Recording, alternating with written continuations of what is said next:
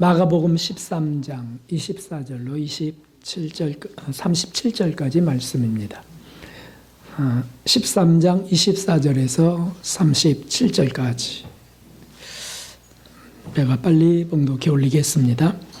그때 그 환란 후 해가 어두워지며 달이 빛을 내지 아니하며 별들이 하늘에서 떨어지며 하늘에 있는 권능들이 흔들리리라. 그때 인자가 구름을 타고 큰 권능과 영광으로 오는 것 사람들이 보리라. 또 그때 저가 천사들을 보내어 자기 택하신 자들을 땅 끝으로부터 하늘 끝까지 사방에서 모으리라. 무화과 나무의 비유를 배우라. 그 가지가 연하여지고 잎사귀를 내면 여름이 가까운 줄을 아나니 이와 같이 너희가 이런 일을 나는 것을 보거든 인자가 가까이 곧 문 앞에 이른 줄 알라. 내가 진실로 너에게 말하노니 이 세대가 지나가기 전에 이 일이 다 이루리라. 천지는 없어지겠으나 내 말은 없어지지 아니하리라. 그러나 그 날과 그 때는 아무도 모르나니 하늘에 있는 천사들도 아들도 모르고 아버지만 아시느니라. 주의하라. 깨어 있으라. 그때가 언제인지 알지 못함이니라.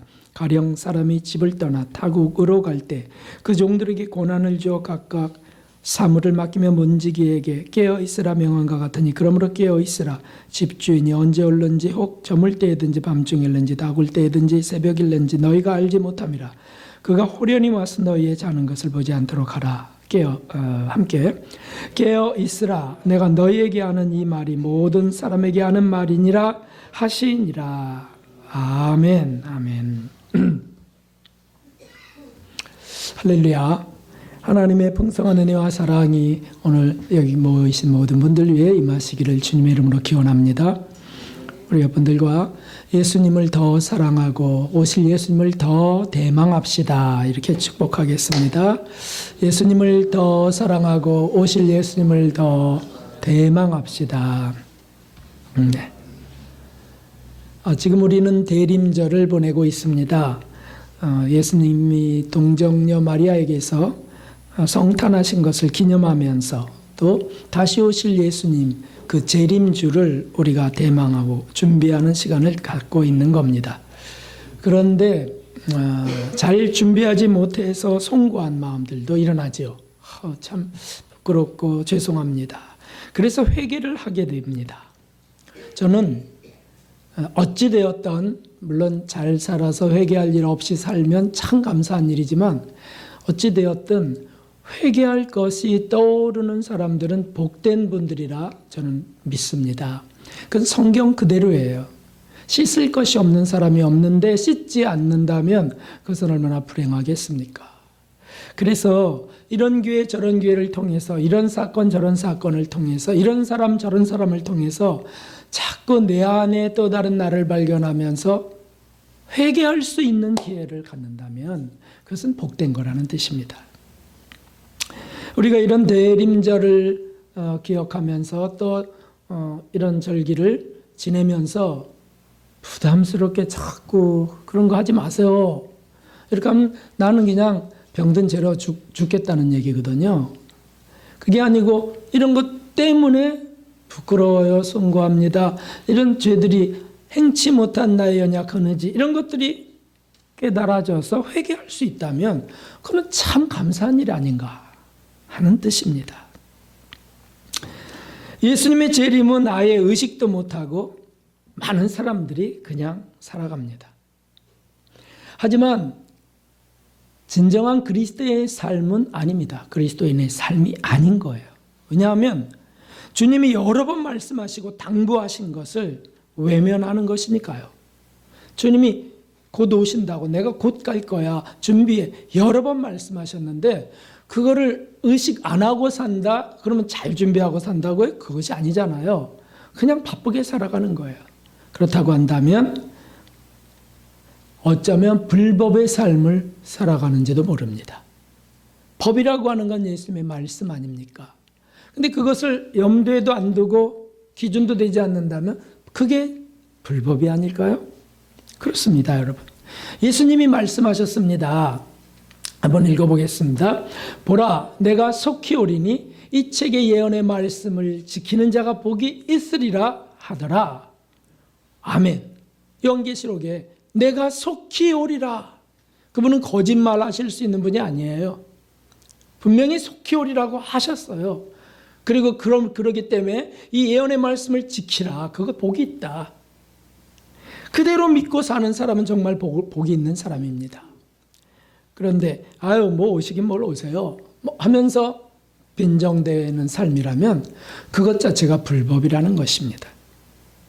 주님이 오신다고는 하셨는데 그러면 사신 말씀이 있어요. 한번 이 구절을 읽어봅시다. 너희는 마음에 근심하지 말라. 하나님을 믿으니 또 나를 믿으라. 내 아버지 집에 거할 곳이 많도다.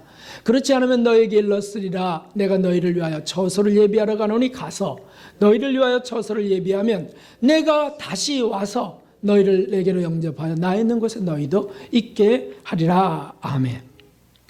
예수님께서 물론 이제 곧 떠나시기 때문에 제자들이 우울해지고 근심스러운 표정을 짓고 하는 것들을 위로하시면서 하신 말씀이에요. 그 스승이 이제 떠나가니까. 근데 여러분, 우리에게는 근심이 왜 일어납니까? 어떤 분은 앞으로 살 일이 막막해서, 또 자신의 처지가 처량해서 근심이 일어납니다. 해놓은 것도 없고 자신이 또 마음에도 안 들어요. 저 자신도 마음에 안 들어요. 그래서 그냥 근심스러워요. 가족 중에 문제가 일어날 때도 근심스럽잖아요. 또는 소속된 단체, 교회 이런 게 마음에 안 들어서, 나라도 마음에 안 들어서, 호구지책, 벌이도 시원치 않고 노후 준비도 안 돼서, 그래서 속상하고 근심스러워요. 끊임없이 이런 일들이 일어납니다. 그럴 때 어떻게 해야 됩니까? 그럴 때 이런 말씀을 떠올리는 거죠. 이런 말씀을. 제가 근심이 일어납니다. 그러면 너희는 마음에 근심하지 말라. 하나님을 믿으니 또 나를 믿어라. 그러셨지 참. 그분은 전능하시잖아. 그분은 창조주시잖아. 기적의 하나님이시잖아. 이렇게 되면서 그래 그냥 믿자. 이렇게 되면 살아나는데 안 떠오르면 살아날 수가 없는 것이죠. 말씀이 안 떠오르는 겁니다. 그러므로 진짜 그리스도인들은 그 특징이 뭐냐면 말씀을 떠올려서 말씀 때문에 다시 소망을 갖는 사람들입니다. 세상에 어떤 물건 때문에, 돈 때문에, 직장 때문에 소망이 생기는 게 아니고 하나님 말씀, 예수님 말씀 때문에 그게 떠올라서 다시 한번 심호흡하고 제정신 차려서 하늘을 보고 천국을 바라보면서 다시 오실 예수님을 생각하는 것, 이것이 바로 진짜 그리스도인이라는 거죠. 이것이 바른 믿음이고요. 이것이 종말 신앙입니다. 종말 신앙은 이상한 것이 아니죠. 이런 것들이 종말 신앙이죠. 그래서 오늘 말세를 사는 제 이제 마지막 시간, 세 번째 시간인데 종말 신앙을 다시 한번 종합 정리하면서 그러면 오늘 말씀에서 우리에게 어떤 지혜를 가지라고 하셨는지 그거 짧게 살펴보려고 합니다. 종말 신앙은 약속하신 예수님의 재림을 굳게 믿고 그것을 준비하여 사는 믿음의 삶을 말합니다. 그 약속을 믿고 다른 아무것도 없어요. 말씀 약속을 믿고 그래서 거기에 맞춰 사는 삶, 준비해 가는 삶, 이것이 종말 신앙입니다. 종말은 이것을 우리가 이 신앙을 굳게 가지려면 지금까지 살펴본 정리를 한다면 두 가지를 기억해야 된다는 거예요. 하나는 종말의 확실성이다. 종말의 확실성. 종말이 반드시 온다. 여러분, 이 세상 종말은 반드시 올까요? 안 올까요? 질문도 아닌데 사실은. 여기 그 그리스도인들이 모여 있는데 여러분들이 힘차게 답변을 못하니까 하늘이가 하고 있다고 또 생각됩니다. 이 사실은 이건 질문이 아니에요. 그리스도인들에게는. 그거 없으면 어떻게 우리가 힘을 얻어 삽니까? 우리 믿음은 근거도 다 무너질 거예요. 그래요. 종말이 반드시 있습니다. 예수님 말씀하셨거든요. 거짓말할 수 없는 사실이 진리예요. 성경 곳곳에 있지만 우리가 생각해요. 또 한번 찾아보려고 해요. 자, 보십시오. 함께 이 천국 복음이 모든 민족에게 증거되기 위하여 온 세상에 전파되리니 그제야 끝이 오리라. 아멘. 끝이 온다, 종말이 온다. 그런데 그 전에 하나님의 사랑이 얼마나 큰지 복음이 전파되게 하셔서 구원될 자들을 구원하시고 오신다는 거죠. 그래서 지금 전 세계에 선교사들이, 전도자들이 나가 복음을 전하는 겁니다. 왜? 하나님 사랑으로 그들을 구원하시려고, 지옥에 떨어지지 않게 하시려고, 그들을 구원하시려고 전파되게 하세요. 근데 그게 다 전파되면 그제야 끝이 올 것이다 라고 하는 겁니다. 오늘 본문의 30절에도 그 말씀이 있습니다. 30절 읽어보겠습니다. 내가 진실로 너에게 말하노니 이 세대가 지나가기 전에 이 일이 다 이루리라. 아멘. 예수님은 제자들과 그 당시에 이 세대가 지나가기 전에 이 일이 다 이루리라. 그 종말에 이 사건들이 다 일어날 것이다. 딱 말씀하신 겁니다. 마태복음 24장 저 첫 번째 말씀은 이해가 잘 되는데, 그래서 지금이 이제 복음이 다 전파되고 있고 스마트폰으로도 복음이 들어가고 있고 이제 끝이 다 되고 있어. 다 이해가 잘 돼요. 근데 이 말씀은 이해가 잘 안 되잖아요. 예수님이 이 세대가 끝나가기 전에 이 일이 다 이르리라 하셨으니까 말이죠. 그러고도 지금 1900여 년이 지나가고 있는 겁니다. 그런데 말씀드렸지만 지난번에 이것은 다니엘 선지자의 계시하셨던 대로 그 70일에로, 이스라엘 역사 70일에로 딱 예고하신 그 말씀 속에 있다는 거죠.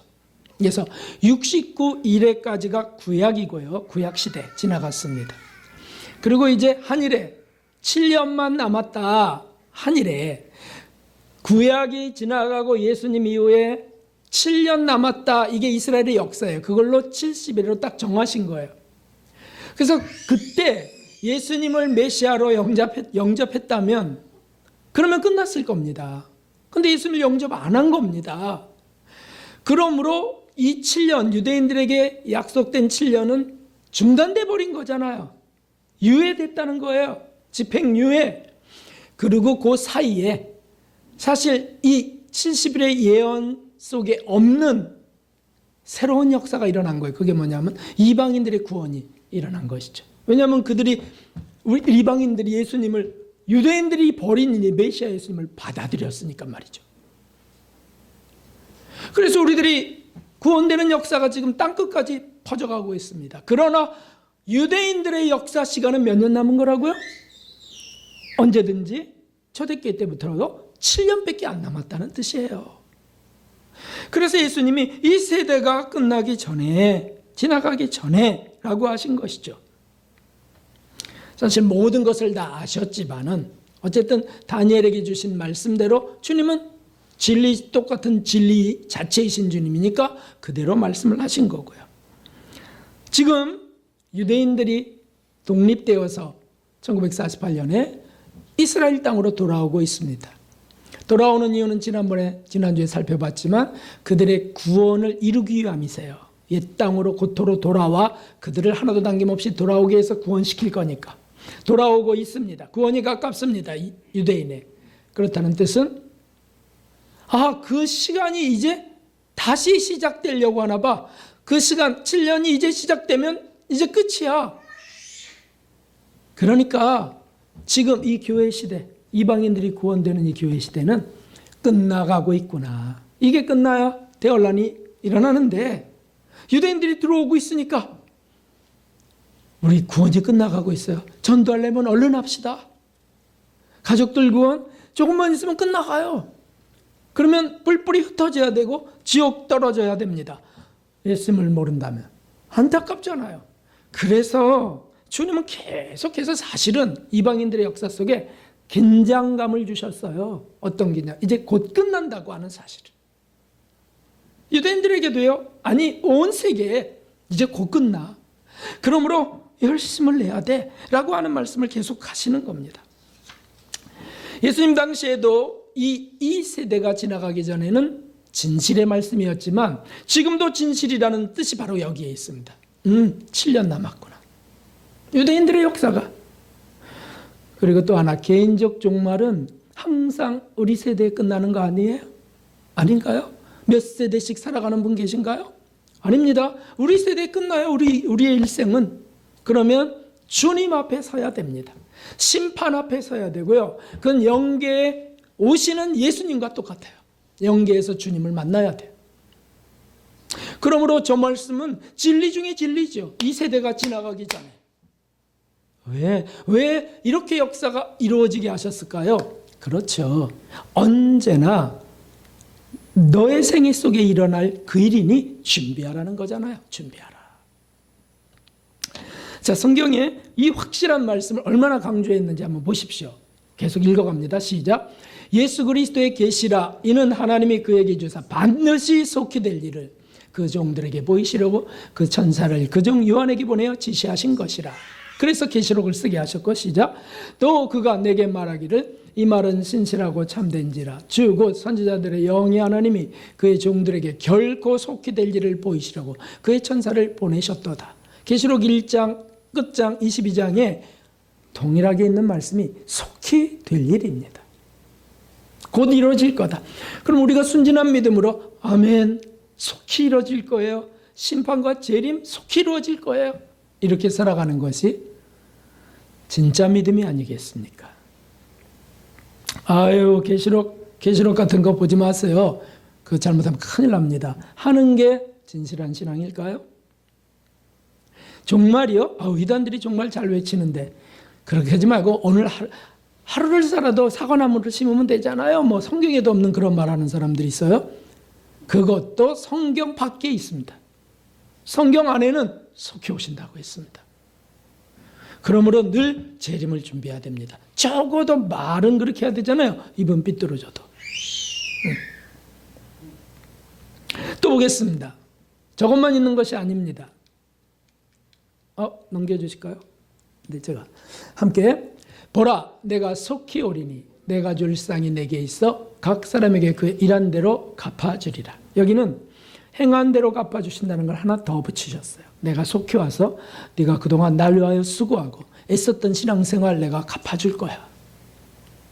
그 다음에 이것들을 증거하신 이가 가라사대 때 내가 진실로 속히 오리라 하시거늘 아멘 주 예수여 오시옵소서라고 끝나게 됩니다. 내가 여긴 진실로를 하나 더 붙이셨죠. 그러니까 계속 첨가되고 있습니다. 속히 오리라. 진실로 행한 대로 속히 오리라. 이걸 그대로 믿고 준비하는 신앙이 종말 신앙입니다. 바른 신앙, 바른 믿음입니다. 두 번째로 종말의 확실성과 함께 종말의 긴박성입니다. 이 종말은 멀리 있지 않고 바로 우리 코앞에 있습니다. 근데 아까 제가 말씀 다 드렸어요. 이렇게 종말이 가깝다고. 이스라엘이 독립을 받아 알겠다고. 그런데도 우리는 현실감이 없습니다. 왜 그런가요? 내 현실적 삶에 긴박감을 좀 느끼면 좋겠는데 매일 그날이 그날같이 지나가는 거예요. 해는 또 지고 뜨고요. 그래 멀리 있어요. 그래서 우리가 저렇게 소리치면서 저렇게 긴장해야 됩니다. 인류 역사의 전체 시간을 역사학자들이 인류 전체 시간을 하루 24시간으로 이렇게 계산해 보았습니다. 그러더니 깜짝 놀란 일이 생겼어요. 그게 뭐냐면 전체 역사 시간이 지금 23시 59분이라는 겁니다.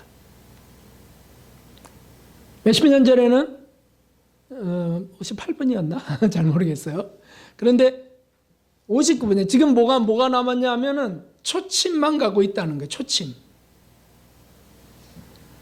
그래서 얼마나 코앞에 있는가. 여러분도 금세 알게 됩니다. 우리가 조금만 뉴스를 뒤적이면 금세 찾을 수 있습니다. 얼마나 이 시대가 더 지속할 수 있을까? 회의적일 수밖에 없습니다. 정말 앞으로 몇백 년 더 갈까요? 여러분 이런 사건들을 어떻게 보십니까?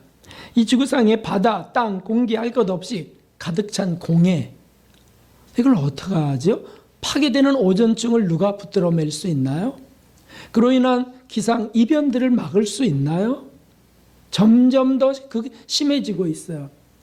북극 빙산들이 녹고 만년설들이 녹아내리는 건 이미 어제 일이 아니에요. 그리고 온갖 플라스틱, 미세 플라스틱, 그걸 먹은 생선을 먹는 인간 또는 전자파 또는 방사능, 아주 전자파를 끌어안고 살고 있어요.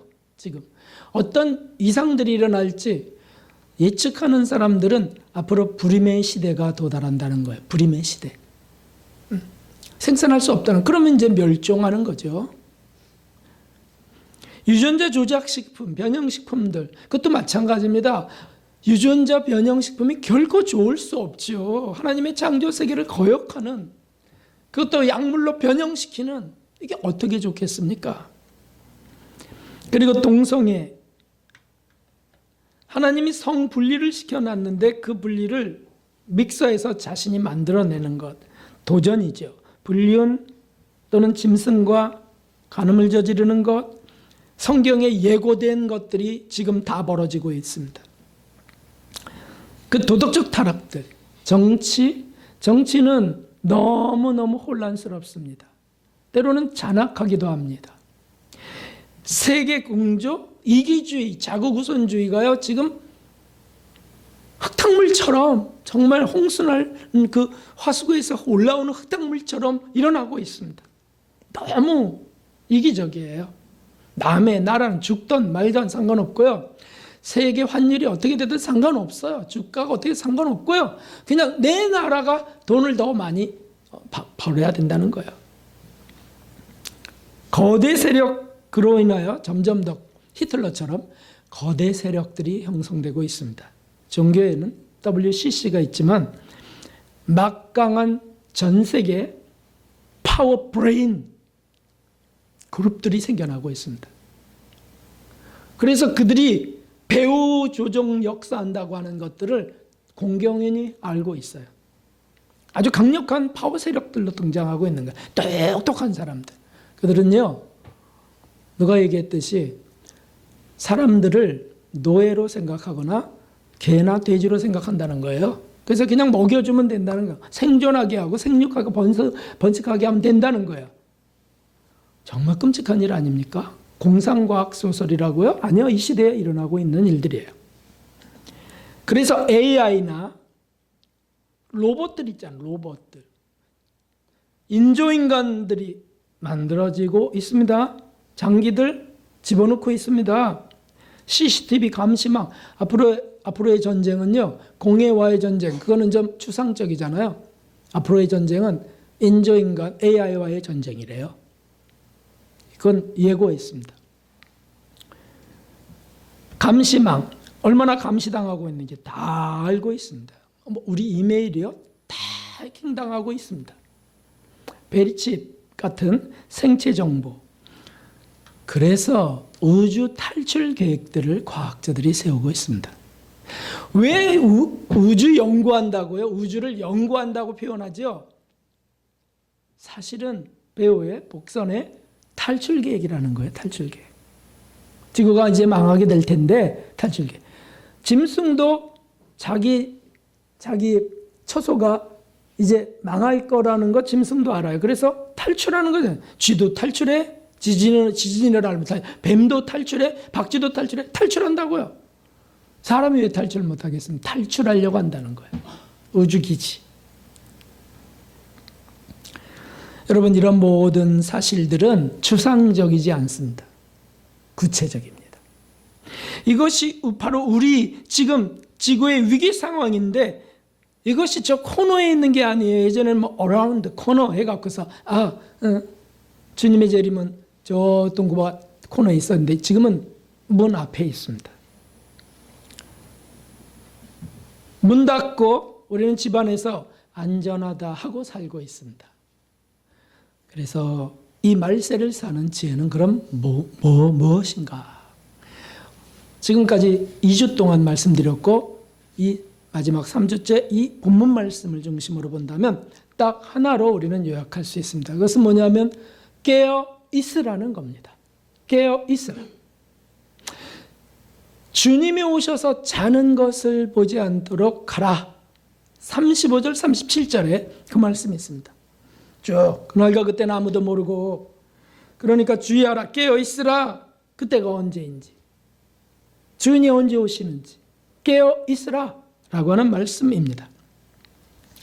이 말씀을 어떤 분들은 오해하시는 분들이 있습니다. 그렇죠? 그래서 밤에는 안 잡니다. 자다가 주님 오셔서 잠자는 꼴 보이고 싶지 않죠? 그래서 안 자요. 낮에는 자지요. 낮에는 주님이 안 오신다는 뜻일까요? 말이 안 됩니다. 지구가 동그란데 이쪽이 밤이면 저쪽이 낮이에요. 그럼 주님이 오실 때 한쪽은 밤일 게 분명한데 밤에 자지 말라는 뜻 아니죠. 영적인 잠을 자지 말라는 말씀이죠. 영적인 잠. 어떤 게 영적인 잠일까요? 영성이 잠자는 겁니다. 영적 성품이 잠자는 겁니다. 육성만 깨어있는 겁니다. 육성만 깨어있다는 게 무슨 뜻일까요? 배고프면 일어나 먹고, 졸리면 자고. 그래서 정욕적인 삶을 사는 사람을, 그런 사람 잠자는 사람이라고 표현했어요. 정욕적인 일에 분주해요. 잠도 안 자고 열심히 삽니다. 근데 주님은 그걸 너 잠든 것이다라고 본다는 거죠. 라오디게아 목사를 생각해 보십시오. 눈 보지 못한다 그랬어요. 눈 안약을 사서 발라보게 하라 그랬으니까 보지 못한다. 영적 잠을 자고 있다는 뜻이죠. 벌거벗었다 그랬어요.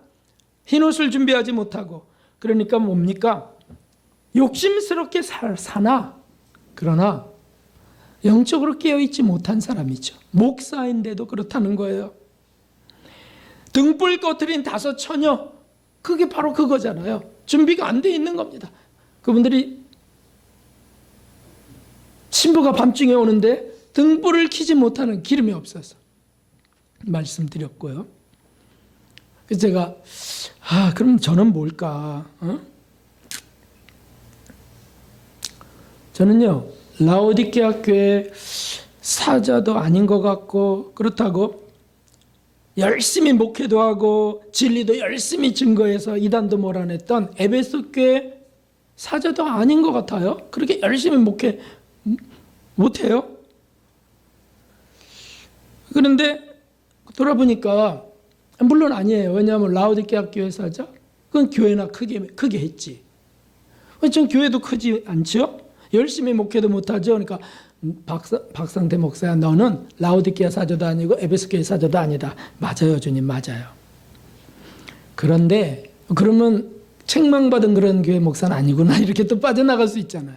그런데 또 어떻게 보면 그 교회 목사 맞아요. 왜냐하면 라오디게아 교회 사자는 그냥 현실 생활에 안주하고 내가 부여하여 부족함이 없나이다 라고 살아가는 겁니다. 그래서 개선되려고 한다 할지 심각한 무슨 회개기도 같은 건 당연히 없고요. 정욕적으로 그저 살아갑니다. 그러면서도 나 하나님의 종이야, 이런 긍지가 있을 테고요. 더군다나 어느 교회 다니세요? 라오디게아 사자 담임입니다. 그럼 어깨가 딱 벌어지는 거예요. 왜냐하면 성공한 교회니까.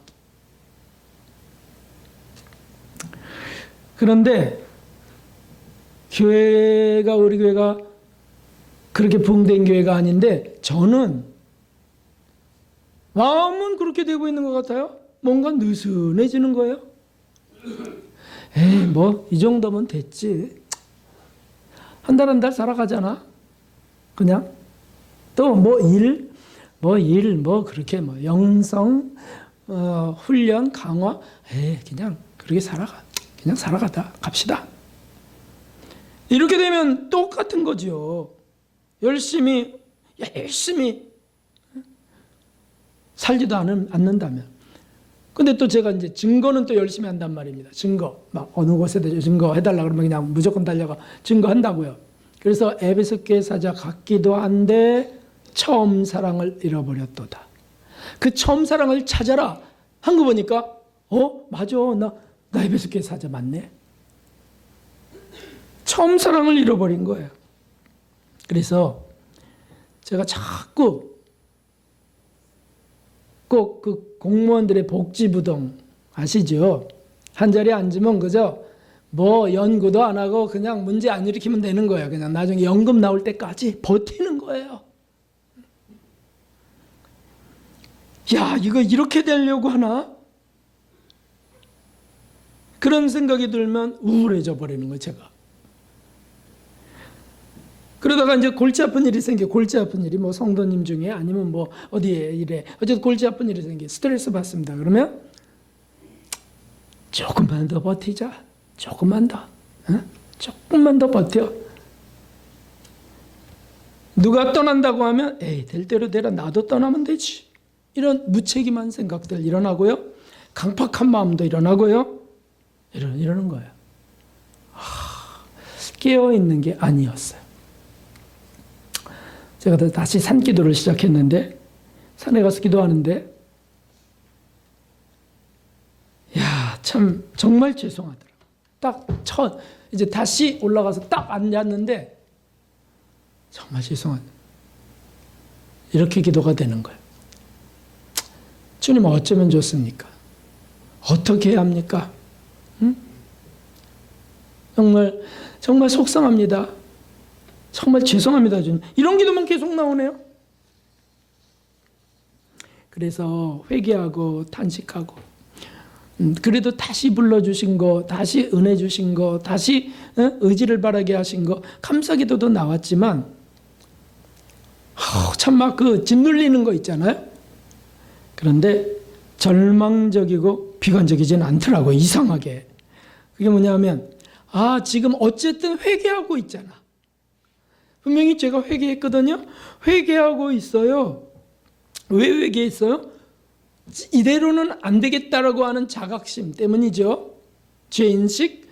그래서 새로워지기를 소원하면서 지금 기도하는 거죠. 제가 회개했다는 것은 성령의 감동으로 일어납니다. 성령이 회개만 시키고 마는 분이에요? 아니죠. 새로워지도록 도우시는 분이시죠. 보라, 이전 것은 지나갔으니 보라, 새 것이 되었도다라고 하는 일이 회개하는 순간 일어나는 일입니다. 제가 할 수 없어요, 하나님.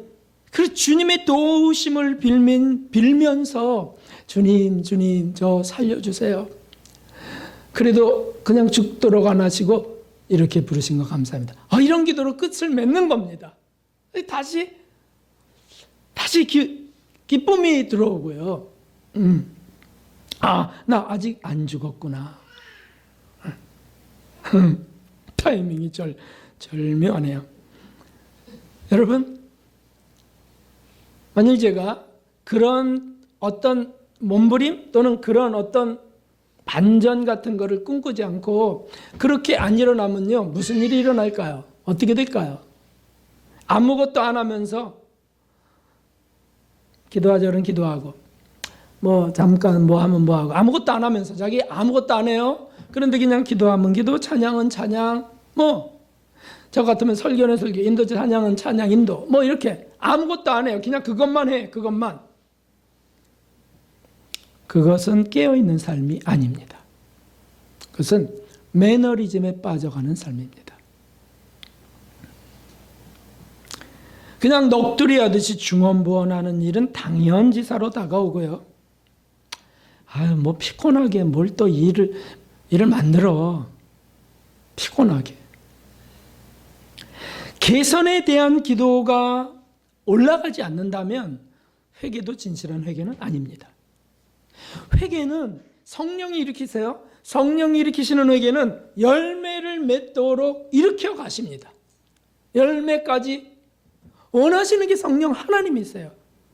그러니까 개선이 일어나지 않는 회개기도 그건 중간에 전파를 끄는 겁니다. 살아계신 하나님은, 능력의 하나님은, 우리를 아시는 분은 반드시 은혜와 감동을 주십니다. 뭔가 진실한 기도, 중언부언이 아닌 진실한 기도를 했다면 그 속에 반드시 깨닫게 하시고 떠올려 주시는 것이 반드시 있어요. 그걸 거부해서는 안 됩니다. 잠드는 사람들은 그걸 거부합니다. 그러나 깨어있는 사람들은 그걸 잡습니다. 그래서 조금이라도 고쳐가는 겁니다.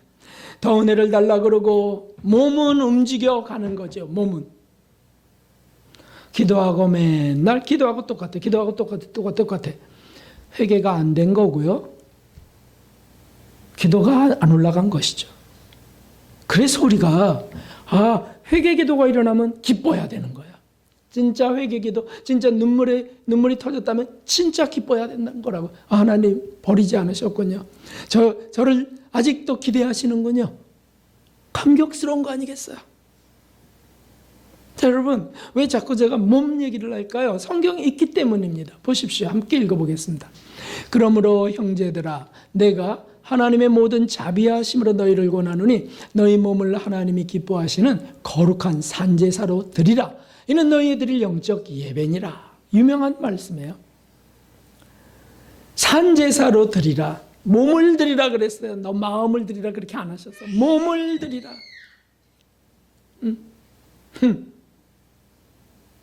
참 타이밍 정말. 네. 몸을 드리라. 할렐루야. 네. 그래서 하나님 산제사가 뭡니까? 태워드리는 거예요. 번제. 내 몸을 태워드리는 거예요. 날 위해 죽으신 주님을 위하여. 태워드릴 때 어떻게 되겠습니까? 네? 화학물질의 반응들 여러 가지 것들. 그래요, 여러분. 우리가 안 변화되는 것은 산제사로 드리는 것이 아니잖아요. 뭔가 일어난다고요. 우리가 산제사로 드리는 거, 우리가 기도 진실하게 회개 기도를 하면 뭔가 일어난다고요. 성령이 주시는 은혜와 능력인 줄 믿습니다. 문제는 복지부동이 문제예요. 공무원들의 복지부동. 버티고 앉아있는 겁니다.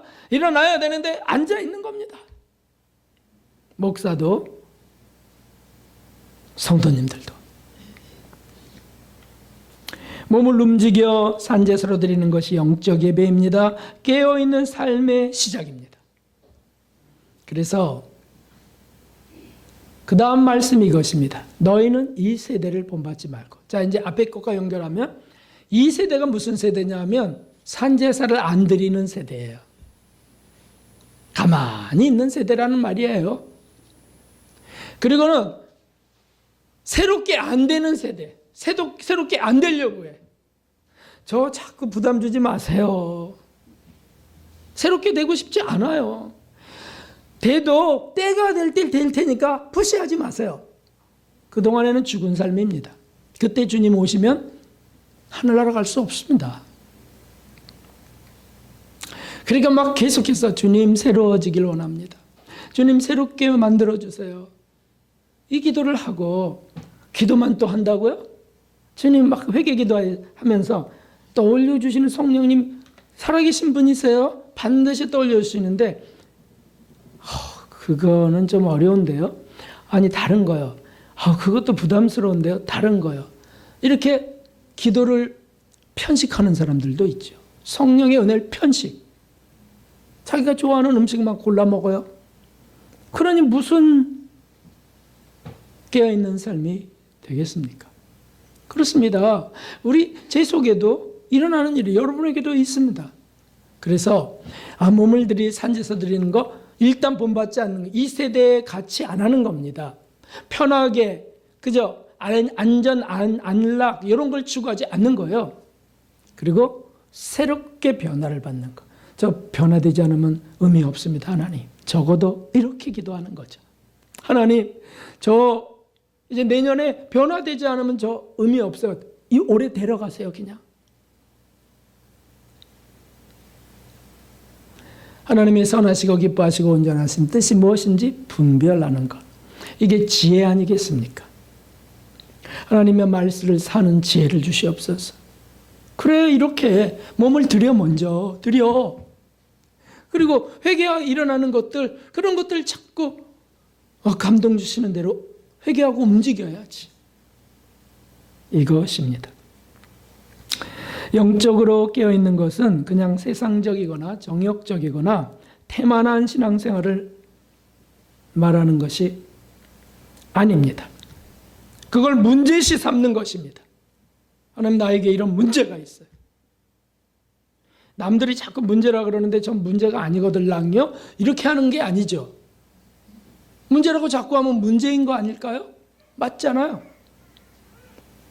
그러면 이 문제 고쳐야지. 그래, 덕이 안 되잖아. 그래서 주님, 이대로는 안 됩니다. 저를 고쳐주세요. 이 생활 습관을 아예 고쳐주세요. 이 나태함을, 권태스러운 이 생활 자체를 고쳐주세요. 하나님, 이 교회에서 제가 권태스럽게 그냥 이대로 복지부동 목회하려고 한다면 쫓아주세요. 주님, 쫓아주세요. 저 내쫓아주세요. 그리고 기도 중에 뭔가 한 가지라도 고쳐가는 것, 이런 것이 깨어있는 모습. 깨어있는 것은 대단한 것이 아니죠. 그런 것입니다. 자, 한번 같이 읽어보겠습니다. 이런 모습이 예수님의 재림을 준비하는 모습인가? 이런 게 깨어있는 건가? 주님이 내일 오시면 난 준비되었나? 너무 이것저것 끌어안고 사는 것 아닌가? 너무 버려놓은 것 아닌가? 그 천국 갈 준비도 준비되었는가? 여기에 네라고 답변해야 되는 것이죠. 누가 네라고 할 수 있겠습니까? 그러므로 우리가 정말 준비해야 됩니다. 18세기에 영국의 이 간단한 에피소드 하나 전하며 마치려고 합니다. 영국의 험프리 데이비라고 하는 분이 계셨습니다. 이분은 전기 또는 화학자였어요. 전기화학자. 그래서 가스 또 전기 이런 연구에 몰두합니다. 그런데 결혼할 날이 왔습니다. 결혼 날이. 근데도 그만 깜빡 결혼 날을 잊어먹어갖고요. 그냥 연구를 하는 겁니다. 몰두했습니다. 신부가 쩔쩔매다가 연구실로 찾아왔습니다. 거기 뻔해. 거기 있을 거야. 그리고 연구실로 찾아왔어요. 그래서 애써 숨을 고르면서 그 분노를 막 억누르면서 무엇을 잊으신 거 없으세요? 이렇게 했더니 태연하게 무엇을요? 그래서 결국 파혼됐대요. 참 슬픈 에피소드인데 그건 삶에 대한 거예요. 그냥 이 생활. 그런데 제가 이걸 읽으면서 그럼 신랑 되신 예수님이 우리를 그렇게 찾아오시는데 이제 결혼하시려고 찾아오시는데 그런데 그때 뭘요? 하는 성도들은 얼마나 많을까? 그럼 파혼이죠. 뭐. 그게 다섯 처녀의 파혼이에요. 파혼. 세상 일에 몰두하다가 세상 일 몰두하면 많이 일어나는 게 무엇이죠? 근심. 근심이 가득하다가 중언부언하다가 기도도 예배는 드려야 되니까 근데 중언부언하다가 쓸데없이 바쁘다가 파혼될 일이 많을 겁니다. 그 친구 불쌍하네. 그래서 죽을 때까지 혼자 살았다고? 아유 불쌍해. 아니 우리가 더 불쌍해. 예수님 신랑 대신 예수님이 오시는데 왜 오셨어요? 뭐 이렇게 하면 어떻게 되겠냐고요. 이거 읽고 우리 천천히 읽고 이 시대가 얼마나 임박한지 2000번이나 쓰여있는 예수님 재림에 대한 예언 성경에 거의 2000번이 넘어요. 그 재림의 예언 그렇게 강조하신 그 주님 그분 앞에 우리가 이런 것이 아닌지 돌아보시면서 우리 읽고 우리 회개하는 시간을 가지려고 합니다. 천천히 읽겠습니다. 내가 이것을 알라. 말세 고통하는 때가 이르리니 사람들은 자기를 사랑하며 돈을 사랑하며 잠깐 끊고 자기를 사랑하며 돈을 사랑하며 하여튼 내 취미생활 누가 건드려봐. 내 통장 누가 건드려봐. 그 다음에 자긍하며 교만하며 회방하며 그래서 내일에 간섭하지 마세요. 그게 자긍하는 모습이죠. 그리고 남을 지적이나 하고 그게 교만한 모습이잖아요. 결국 회방하는 사람밖에 안 되잖아요. 자, 어쨌든 그러면 그 다음에 부모를 거역하며 감사치 아니하며 거룩하지 아니하며 결국 가정도 문제가 되는 겁니다. 모든 게 싫어요. 부정적이 되는 거죠. 그 다음에 무정하며 원통함을 풀지 아니하며,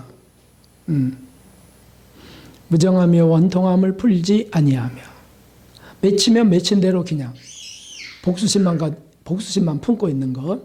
그 다음에 참소하며 절제하지 못하며 사나우며, 그러니까 자기 욕심대로 정욕대로 막 달려간다는 거죠. 선한 것을 좋아 아니하며 배반하여 팔며, 좀 선한 것, 진리인 것, 빛인 것, 그럼 회개하고 따라가면 되는데 아예 나 그거 안 맞걸랑요, 싫어하거들랑요, 그건 내 스타일이 아니거들랑요, 이렇게 되는 거 여기에 속합니다. 그 다음에 조급하며 자고하며 쾌락 사랑하기를 하나님 사랑하는 것보다 더하며, 그래서 자기 즐거워하는 거는 아주 하나님 예수님 저리 가라요. 거기에 몰두한다는 거죠. 중독된다는 겁니다. 경건의 모양은 있으나 경건의 능력은 부인하는 자니, 이것이죠. 우리가 주목할 거 여기에 있습니다. 예배의 모습은 이렇게 있는데 경건의 능력은 부인한다는 거예요. 내가 삶이 개선된다는 거 별로 신뢰 안 한다는 거예요. 하나님을 신뢰해야 되는데 자기 꼴을 보니까 난 안 돼, 이렇게 한다는 거예요. 그 다음에 예배 형태는 또 안 드리면 안 되니까 나왔다 간다는 거죠. 아니죠. 이게 마지막 때 교회마다 가득합니다. 자, 마지막 함께 읽겠습니다. 이 같은 자들에게서 내가 돌아서라. 이것입니다. 말세의 지혜는 제발 깨어있는 겁니다. 하나님 제발 깨어있게 해주세요. 진실하게 회개하게 해주세요. 주님의 뜻을 쫓아 돌이키게 해주세요. 저 돌이키는 삶을 살고 싶습니다, 주님. 이렇게 할 때 말세의 지혜로운 자가 되는 겁니다.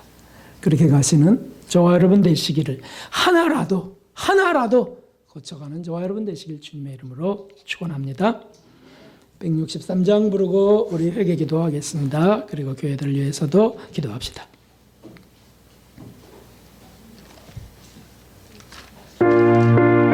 박수하면서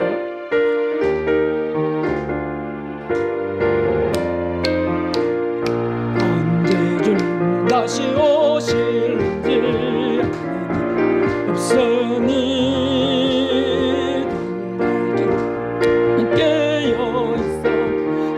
반겨 맞아라. 주 안에서 우리 몸과 맘이 깨끗하게 되면서 주 예수님 다시 오실 때에 모두 기쁨으로 맞아라. 주 오늘에 다시 오신다면 부끄러움 없을까. 잘하였다 주님 칭찬하며 우리 맞아주실까. 주 안에서 우리와 마음이 깨끗하게 되어서 주 예수 다시 오실 때에 모두 기쁨으로 맞아라. 주신 일에 모두 충성했나.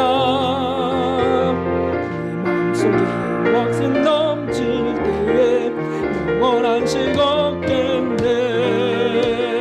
주 안에서 우리 몸과 마음이 깨끗하게 되어서 예수님 다시 오실 때에 모두 기쁨으로 맞아라.